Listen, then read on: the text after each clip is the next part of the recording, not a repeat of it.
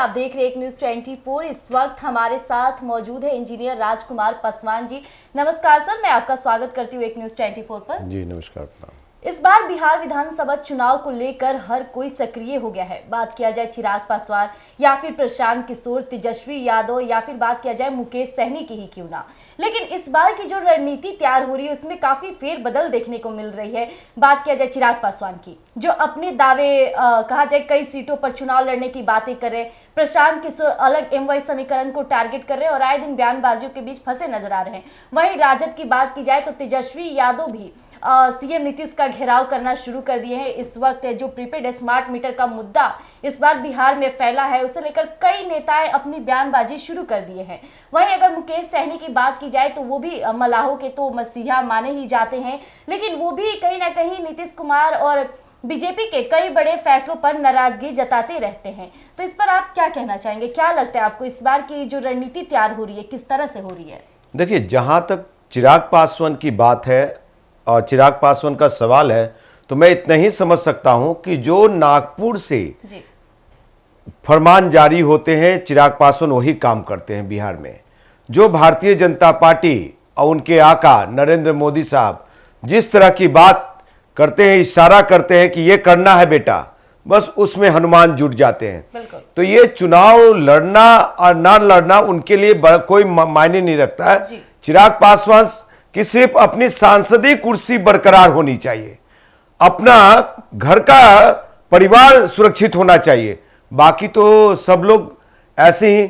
और बिहार के 13 करोड़ आवाम को किसी को चिंता नहीं है, सबको अपनी कुर्सी का चिंता है। रही बातें दूसरी तरफ, आप बात कर रही थी प्रशांत किशोर का। प्रशांत किशोर जी भी एक तरफ अगर चिराग पासवान हनुमान का काम कर रहा है, भारतीय जनता पार्टी को हमेशा मदद करने का काम कर रहा है, तो आपको बता दूं कि उसी तरह से प्रशांत किशोर जी भी भारतीय जनता पार्टी के बी टीम के रूप में काम कर रहे हैं। नागपुर से संचालित है वो भी, और ये जो आईना दिखा रहे हैं बिहार को, आवाम को कि हमारी सरकार बनी तो 1 घंटा के अंदर ही शराबबंदी खोल देंगे, चालू कर देंगे, ओपन कर देंगे। भैया, आप कौन सा आईना दिखाना चाहते हैं? फिर हमारी बेटियां, बिहार की बेटियां सुरक्षित हो जाएगी। जो 2005 से पहले ये बड़े पैमाना पे बेटियों की शोषण होती थी, रेप होती थी, उनके पति लोग जब शराब यहां पे चल रहे थे तो उनके पति और परिवार में जो लोग शराब पीते थे वो कितना तांडव करते थे। तो शराबबंदी अभियान को और भी सशक्त बनाने के लिए अगर काम करते प्रशांत किशोर जी तो ये बड़ी बात होती।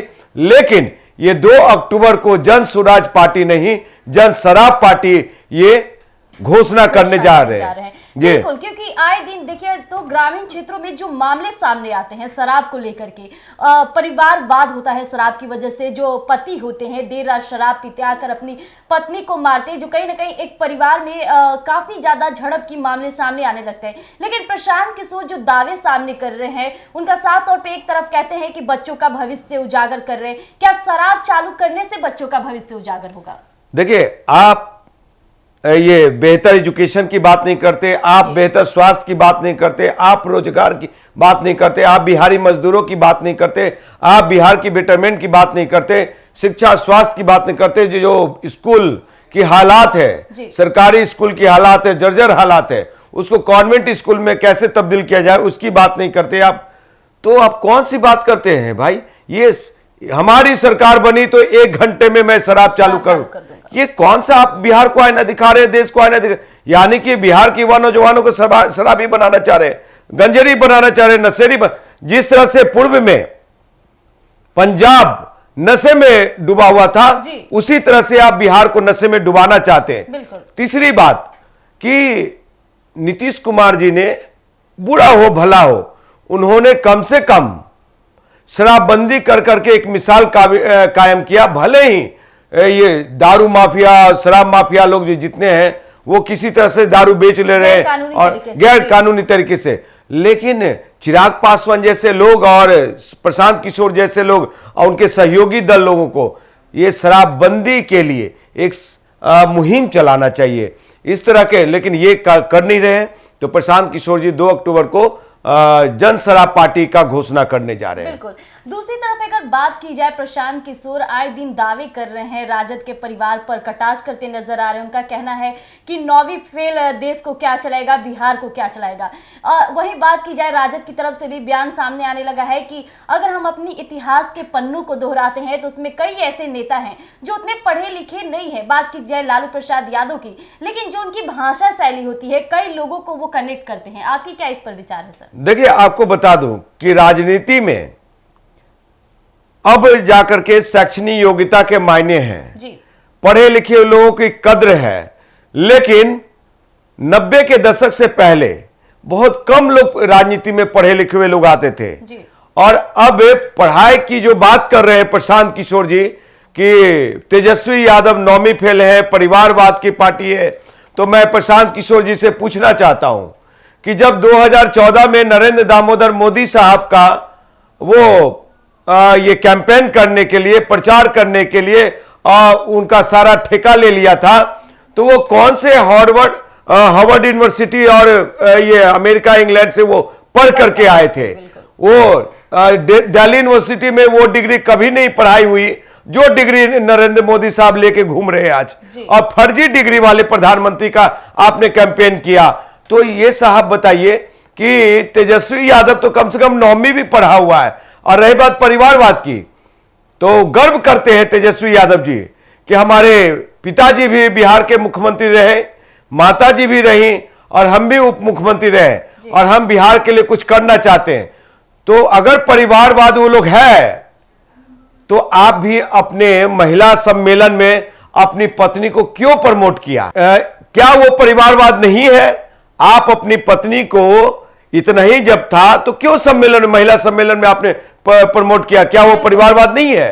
तो ये कहा चलनिया दूसरे बढ़निया को, जिसमें खुद ही बहत्तर छेद और गुड़ खाए गुलगुल्ला से परहेज।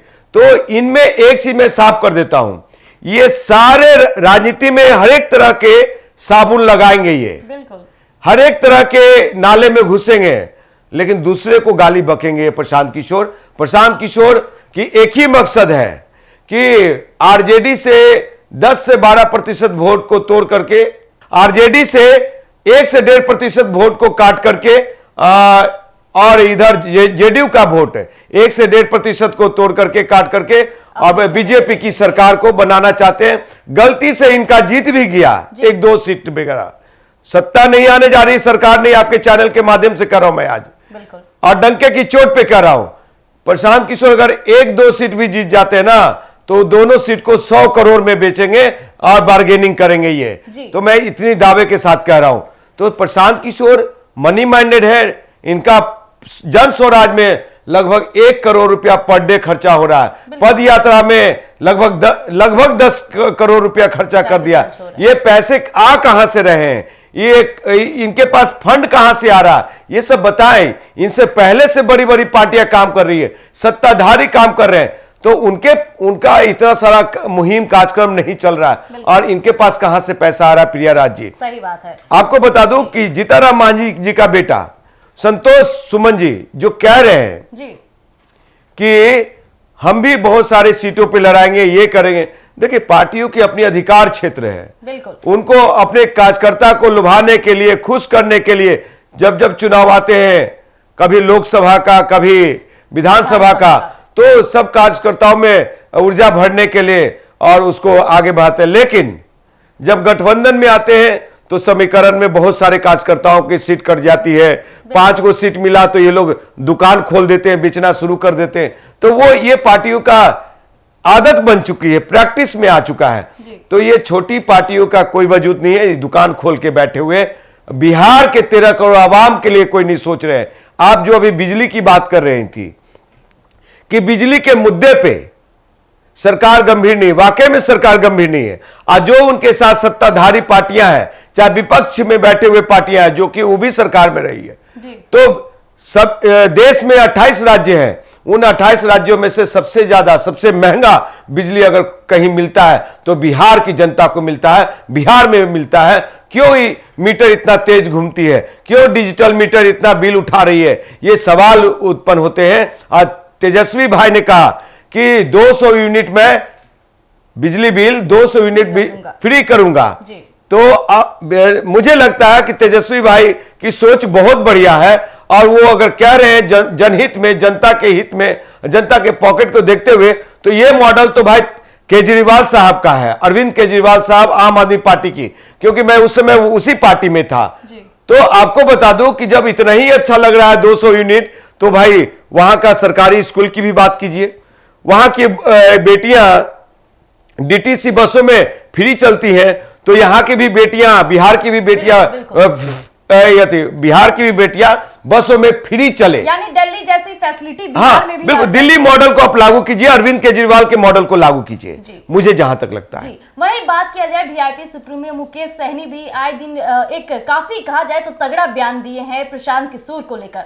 वही प्रशांत किशोर जो बिहार में कुछ समय पहले सीएम नीतीश का डंका बजाते थे, रणनीतिकार थे, जिताने में अहम मुद्दा अपना खेलते थे, लेकिन इस वक्त अब वो वहां का वोट काटना शुरू कर दिए हैं। उनकी कहा जाए तो हर एक कामों पर लेकर अवहेलना करना शुरू कर दिए। यानी मुकेश सहनी उन पे साफ तौर पे आरोप लगा रहे हैं कि यही प्रशांत किशोर हैं जो पैसे ले वोट लेकर कार्य शुरू किए हैं, क्योंकि रणनीतिकार वो होता है जो जिन्हें फंड दिया जाता है कि आप जाइए हमारी जनता को उत्सुक कीजिए कि वो मेरी तरफ आकर्षित हो, और यही काम प्रशांत किशोर किए हैं। तो साफ तौर पे मुकेश सहनी उन पे आरोप लगा रहे हैं इस वक्त कि पैसे लो वोट दो का सिस्टम जो था वो प्रशांत किशोर ने ही लाया है, जो रणनीतिकार के रूप में उन्होंने दावे खेल रहे हैं, और अब जाके वो कहते हैं कि बिहार के लोगों का भविष्य उजागर करेंगे, नए वोट को लाएंगे, युवाओं को आकर्षित करेंगे। क्या फिर से वही पैसे दो और वोट लो के जरिए करेंगे? आपको क्या लगता है? प्रियराज जी, आपको बता दूं कि मुकेश सहनी जी बिल्कुल सही कह रहे हैं, और मुकेश सहनी जी बहुत गंभीर राजनेता हैं, जमीनी नेता हैं, और उनको जनता पे पकड़ है, गरीब की दर्द को समझते हैं, गरीब कार्यकर्ताओं के दर्द को मुकेश सहनी साहब समझते हैं। लेकिन प्रशांत किशोर ने जो आदत लगाया है कि पैसा लो वोट दो वाली जो व्यापार शुरू किया इन्होंने, तो उसमें बड़ी बड़ी पार्टियां और हम जैसे छोटे नेता लोगों का वजूद खत्म होता जा रहा है।